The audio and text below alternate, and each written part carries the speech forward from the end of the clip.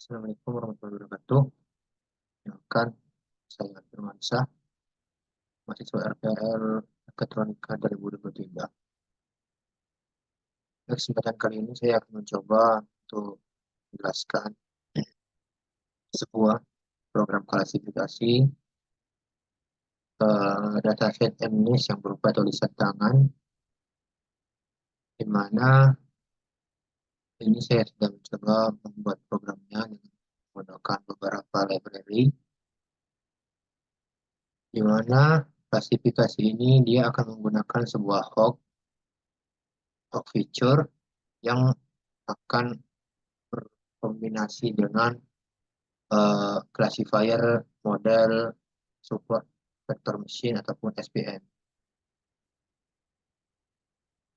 Pertama-tama, saya menggunakan library ini seperti NumPy, Matplotlib untuk menampilkan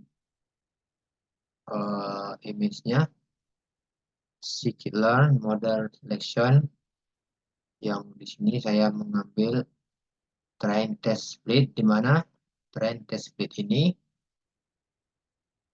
digunakan untuk memisahkan antara data training dan data test. Dan library scikit-learn berupa SVM yang akan bekerja sebagai classifier, mengolah classifiernya dengan menggunakan library ini.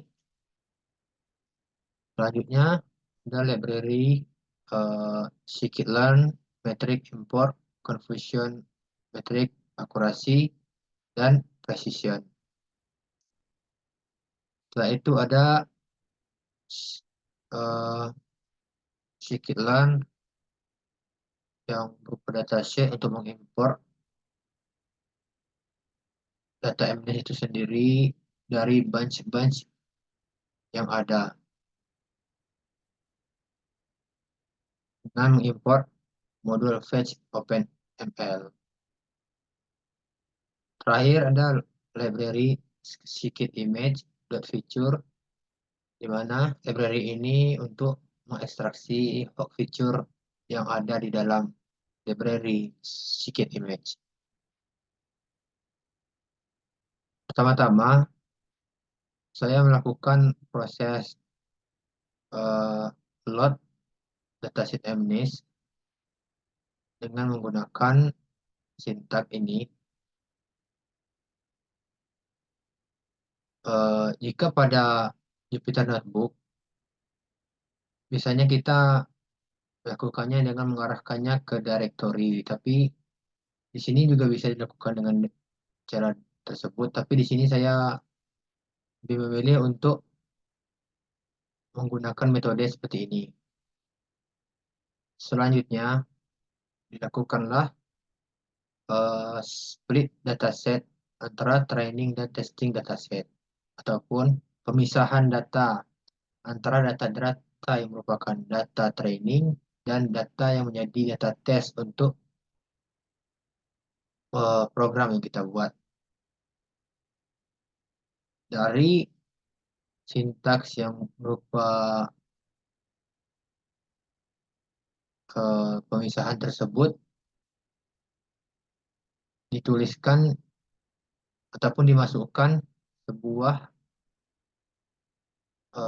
fungsi yang berupa train test split, yang artinya dari modul scikit-learn tadi, modul selection, kita menggunakan perintah ini yang kita masukkan di sini.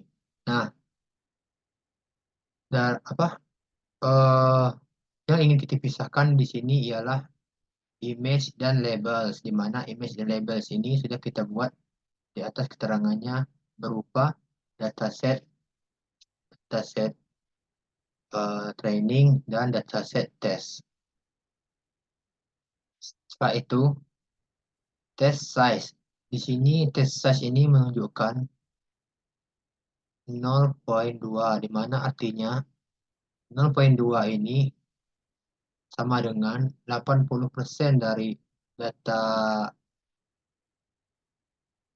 set sisa dari pembagian ini akan kita gunakan. Baik, selanjutnya kita masuk ke eh, ekstraksi hot feature.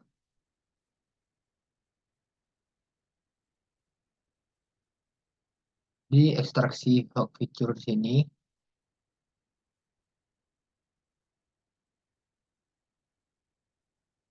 ya ini kita menggunakan loop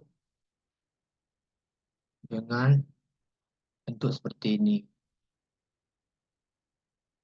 Di mana loop-loop ini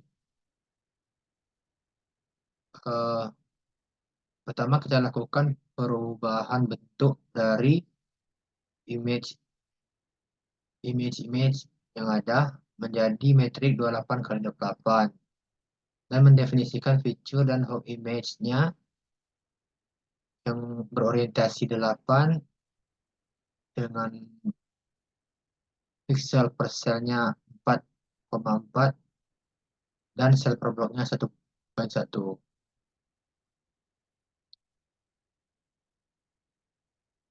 Selanjutnya, kita mendefinisikan jenis support vector machine yang kita gunakan ataupun jenis classifier. Di sini, saya menggunakan classifier jenis SPM ataupun support vector classifier, di mana di sini jika dia mengindikasikan SVC, biasanya dia merupakan model klasifikasi dalam SPM yang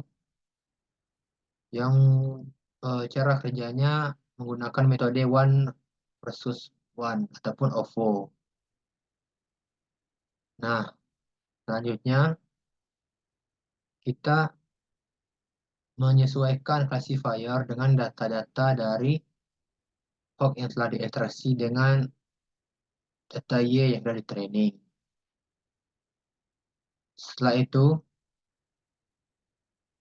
seharusnya kita menginput image dari salah satu image yang digunakan tadi dan menampilkannya dalam bentuk gray dan memprediksi label yang ada dengan perintah seperti ini.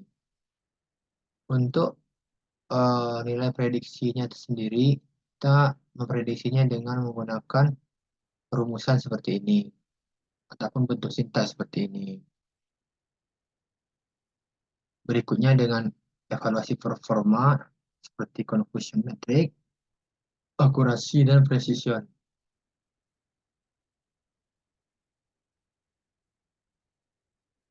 Terakhir ini merupakan penampilan dari confusion metric, akurasi, dan precision. Setelah saya lakukan eksekusi pada program ini, dikarenakan spek PC yang tidak begitu mendukung, jadinya saya cukup lama berkutat di sini dan hanya mendapatkan ini saja. Sini diperlihatkan confusion matrix-nya. Confusion matrix di mana nilai sebarannya berupa Y training dan Y test.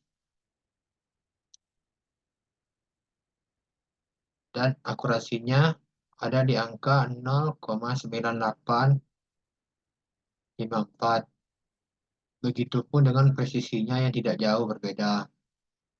Nah, berdasarkan penjelasan dari video learning, semakin rendah presisi yang digunakan, semakin rendah nilai akurasi dan presisi berarti kinerja ataupun ya kinerja dari model classifier yang kita gunakan sudah semakin baik.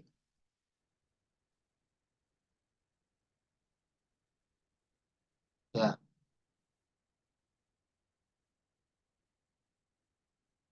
saya rasa itu saja. Assalamualaikum warahmatullahi wabarakatuh.